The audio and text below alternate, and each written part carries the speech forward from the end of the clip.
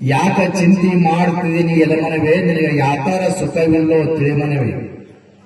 ಈ ಲೋಕನಾಥನ ಜ್ಞಾನವ ಮಾಡಿ ಸಹಕಾರ ಮಾಡಿಕೊಂಡು ಇರುಮನವೇ. ಯಾಕ ಚಿಂತೆ ಮಾಡ್ತಿದ್ದಿ ಎಲೆಮನವೇ. ಅಂತ ಅದ್ಭುತ ಮಾತ ಇವು ಎರಡು ತಿಳ್ಕೊಂಡ್ರು ಸಾಕು. ಚಿಂತೆ ನಮಗೆ ಚಿಂತೆ ಬೇರೆ ರೀ, ಶರಣರು ಚಿಂತೆ ಮಾಡಿದ್ದು ಬೇರೆ, ಕಲ್ಯಾಣ ಸ್ವಾಮಿಗಳು ಚಿಂತೆ ಮಾಡಿದ್ದು ಬೇರೆ. ಅದಕ್ಕೆ ಇವತ್ತಿಗೆ ಅವ್ರ ಹೆಸರದ ಅವ್ರು ಏನ್ ಚಿಂತೆ ಮಾಡಿದ್ರ ಮುಂದೆ ಹೇಳ್ತೀನ. ಸ್ವಾಮಿ ವಿವೇಕಾನಂದ ಮಾತು ಹೇಳ್ದೇನ, ಯಾವ ಚಿಂತೆ ಮಾಡಿದ್ರು ಇವ್ರು ಹೊತ್ತು ಹೇಳ್ತೀನ. ನಾವ್ ಮಾಡೋ ಚಿಂತೆ ಏನಾಗ್ಯದಪ್ಪ ಅಂತಂದ್ರ ಮಗ್ಗಲ ಮನೆಯಾಗಿ ಏನ್ ಮಾತಾಡ್ತಿದ್ಲು,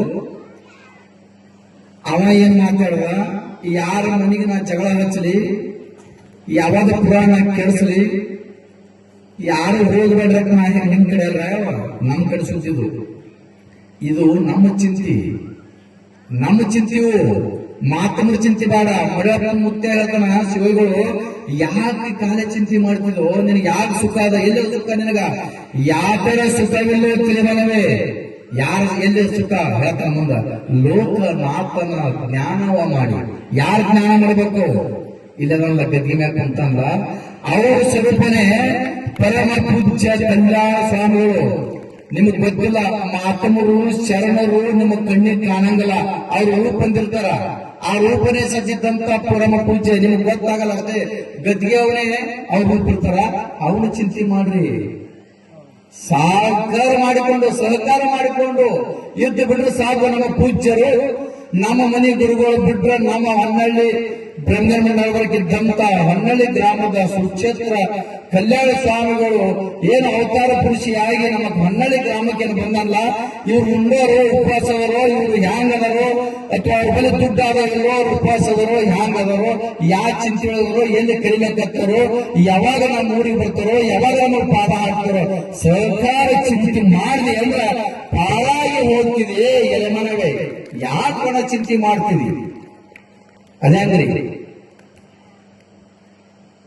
ಸ್ವಾಮಿ ವಿವೇಕಾನಂದ ಒಂದು ಮಾತು ಹೇಳ್ತಾನ, ನಾ ಗದ್ಗೆ ರೂಪ ಕೊಡ್ತೀನಿ. ಸ್ವಾಮಿ ವಿವೇಕಾನಂದ ಒಂದು ಮಾತು ಹೇಳ್ತಾನ, ಏನ್ ಹೇಳ್ತಾನಂದ್ರ, ಕಲ್ಕತ್ತಾದಾಗ ಸ್ವಾಮಿ ವಿವೇಕಾನಂದ ಇದ್ದಾಗ ಒಂದು ಕೂಸ 8 ವರ್ಷದ ಮಗು ತಾಯಿ ಕೇಳ್ತದೆ, ಅಮ್ಮ ಅವ್ರು ಯಾರು ಕ್ಯಾವಿ ಬಟ್ಟೆ ಹಾಕೊಂಡು ಸಂಚಾರ ಮಾಡಕತ್ತಾರ ನಮ್ಮ ಕಲ್ಕತ್ತದೊಳಗ, ಯಾರವರು? ಅವರು ಒಬ್ರು ಸ್ವಾಮಿ ಅಂತಪ್ಪ, ಅವರು ಜ್ಞಾನಿಗಳದಾರ, ಇಂಡಿಯಾದವರವರು, ಭಾರತ ದೇಶದವರವರು ಕಲ್ಕತ್ತಕ್ಕೆ ಬಂದಾರ. ಅವ್ರು ಎಲ್ಲರೂ ದರ್ಶನ ಮಾಡಕತ್ತಾರ. ನಾನು ಹೋಗ್ಬೇಕಮ್ಮ ನಡಿ ಕರ್ಕೊಂಡು. 8 ವರ್ಷದ ಬಾಲಕ ಬಂದ, ಸ್ವಾಮಿ ನಿಮ್ಮ ಹೆಸರು ಬಹಳ ಕೇಳಿದೀನಿ ನಾನು, ನನಗೊಂದು ಪ್ರಶ್ನೆ ಇಲ್ಲ, ಆ ಪ್ರಶ್ನೆಗೆ ಉತ್ತರ ಸಿಗಬೇಕು, ಹೇಳಬಹುದು. ಸಂಸಾರ ಅಂದರೇನು, ಪಾರಮಾತ್ಮಕ ಅಂದರೇನು, ಇದಕ್ಕೆ ನನಗೆ ಉತ್ತರ ಬೇಕು ಅಂತ 8 ವರ್ಷದ ಬಾಲಕ. ಸ್ವಾಮಿ ವಿವೇಕಾನಂದ ಹೇಳ್ತಾನ, ಮಗು ನೀ 8 ವರ್ಷದ ಬಾಲಕ, ಇವೆಲ್ಲ ನಿನಗೆ ಯಾಕೆ ಬೇಕು, ನೀ ಬೆಳಿಬೇಕು, ದೊಡ್ಡವನಾದಾಗ ಹೇಳ್ತೀನಿ, ಈ ಎಲ್ಲ ಕೆಡು ಸ್ಥಿತಿನಿಂದ ಅಲ್ಲ ಇಲ್ಲ, ನನಗೆ ಉತ್ತರ ಬೇಕು. ಮಗು ನಿನಗೆ ಏನಿಷ್ಟ ಅನ್ನೋದು, ಹಾಡುಗಳೊಳಗೆ ಇಷ್ಟ ಆಗೋ, ಆಡುಗಳೊಳಗೆ ಇಷ್ಟ ಆಗೋ, ಯಾವ್ದು ಇಷ್ಟ ಆದ ನಿನಗ? ನನಗೆ ವಾಲಿಬಾಲ್ ಆಡೋ ಇಷ್ಟ ಅದ ಅಂತ ಮಗು. ನನಗೆ ವಾಲಿಬಾಲ್ ಆಡೋದು ಇಷ್ಟ ಅದ. ಆಯ್ತು, ಒಂದು 5-6 ವರ್ಷ ಸಂಪೂರ್ಣ ವಾಲಿಬಾಲ್ ಕಲಿತ ಬಾ, ನಾ ಹೇಳ್ತೀನಿ. ಆಯ್ತು ಅಂತ ಮಗು ನಮಸ್ಕಾರ ಮಾಡುವ ಹೋದ. ಎಷ್ಟೋ 1-2-3 ವರ್ಷ ಜೊತೆಸ್ತು, ಸಂಪೂರ್ಣ ವಾಲಿಬಾಲ್ ಕಲಿತ ಬಂದ. ಮತ್ತೆ ಸ್ವಾಮಿ ವಿವೇಕಾನಂದ ಹಿಡ್ಕೊತ, ಸ್ವಾಮಿ ನಾನು ಸಂಪೂರ್ಣ ವಾಲಿಬಾಲ್ ಕಲಿತು ಬಂದೀನಿ, ಹೇಳಿ ಸಂಸಾರ ಅಂದ್ರೇನು, ಪಾರಮಾರ್ಥಿಕ ಅಂದ್ರೆ ನೋಡಿ ಮಗು. ವಾಲಿಬಾಲ್ ಹೆಂಗ ಆಡ್ತಾರ ಅಂತ ಕೇಳಿದ ಸ್ವಾಮಿ ವಿವೇಕಾನಂದ. ವಾಲಿಬಾಲ್ ಆಡಕ್ಕೆ ಅಂದ್ರೆ ಹಿಂಗ್ ಗ್ರೌಂಡ್ ಹಾಕಿರ್ತಾರ, ನಟ್ಟ ನಡಬರ್ಕ ಒಂದು ಜಾಳಿಗೆ ಟೈಪ್ ಇರ್ತದ, ಒಂದು ವಾಲಿಬಾಲ್ ಅಷ್ಟು ದೊಡ್ಡದು. ಆ ಕಡೆ ಒಂದು 10 ಮಂದಿ ಇರ್ತೀವಿ, ಈ ಕಡೆ ಒಂದು 10 ಮಂದಿ ಇರ್ತೀವಿ ಗ್ರೌಂಡಿನೊಳಗ. ನಾವು ಈ ಕಡೆ ಒದಿತೀವಿ, ಅದು ಹೋಗಿ ಜಾಳಿಗಳಿಗೆ ಬೀಳುವವರೆಗೂ ನಾವು ಈ ಕಡೆ ಒದಿತೀವಿ. ಆ ಕಡೆ ಹೋಗಿ ಬಿತ್ತು ಅಂದ್ರ ಆ ಕಡೆ ಒದಿತಾರ, ಮತ್ ಈ ಕಡೆ ಒದಿತೀವಿ, ಮತ್ ಆ ಕಡೆ ಒದಿತಾರ. ಇದೇ ವಾಲಿಬಾಲ್ ಅಂತ.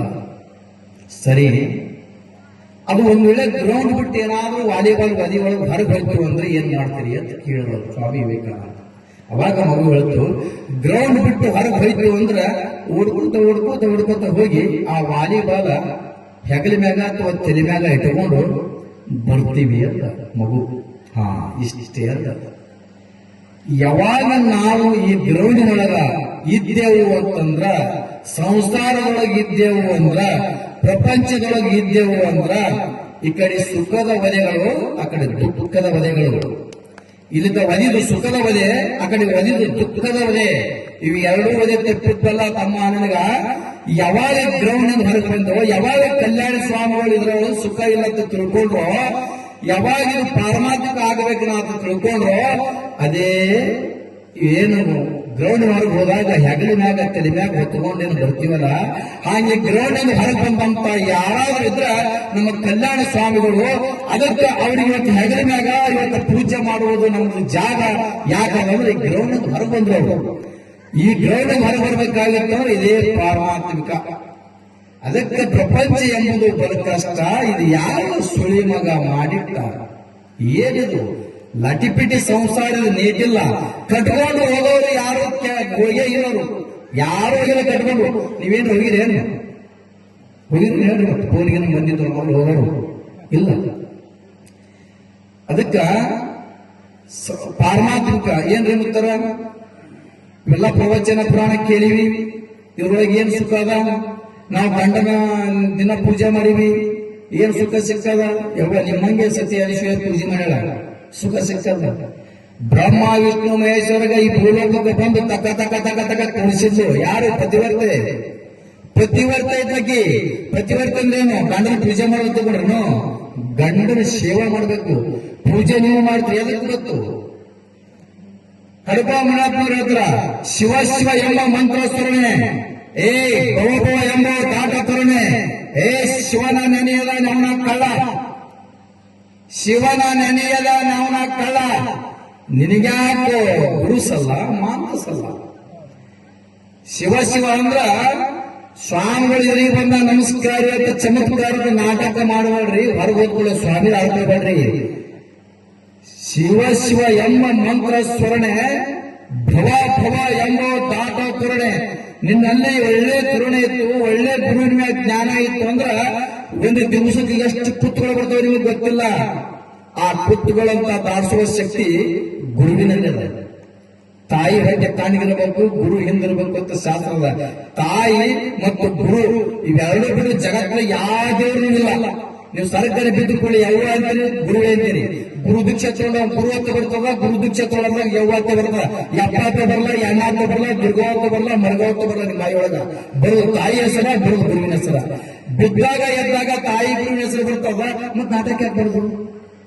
ನಾಟಕ ಯಾಕೆ ಮಾಡುದು? ಬಿದ್ದಾಗ ಎಬ್ಬಿಸುವಂತ ತಾಯಿ, ಎಬ್ಬಿಸುವಂತ ಗುರು ಇದ್ದಾಗ ನಾಟಕ ದೇವರಿಗೆ ಕಾಯಿ ಹೇಳಿದ್ವಿ. ಮಂದಿ ಮನೆ ಕೇಳಕ್ ಕೊಡುದು. ಹೇಸಿ ಗುರುಗಳ ತಮ್ಮಲ್ಲಿ ಇಟ್ಕೊಂಡು ಕಾಸಿಗೋದು ಏನಲ್ಲ, ರಾಮೇಶ್ವರದ ಏನಲ್ಲ. ಅದಕ್ಕೆ ಶಿವನಿಗೆ ಸುಳ್ಳು ಹೇಳೋದು, ಗುರುವಿಗೆ ಸುಳ್ಳು ಹೇಳೋದು. ಅದಕ್ಕೆ ಮರಾಠದವ್ರು ಹೇಳಿದ್ರ, ಶಿವನ ನೆನೆಯದ ನವನ ಕಳ ನಿನಗ್ಯಾಂಕೋ ಮಾಂತಸಲ್ಲ ಗುರುಸಲ್ಲ. ಸತ್ಯನಾಶ ಹೋಗ್ತೈತಿ ಅದ. ಗುರು ಅನ್ನೋದು ಏನು ನಮ್ಮ ಬಲ್ಲಿ ಬರುವಾಗ ನಾವು ಈ ಮಠದಾಗ ಅಂಗಳ ಕಾಲಿಟ್ಟೆವು ಅಂದ್ರ, ಈ ಭೂಮಿ ಗುರುವಿಂದು, ಈ ಭೂಮಿ ಗುರು ತಿರುಗಾಡಿದಂತ ಜಾಗ ತಲೆಯಾಗಿತ್ತು ಅಂದ್ರ ನಾವು ಗುಟ್ಕಾದಿಂದ ಹಾಳಿ ಹಿಡಿಯೋದು, ದಾರಿ ಕುಡಿದು ಕಳವೆ ದಾಟಿ ಇಲ್ಲೇ ಹೋಗೋದು.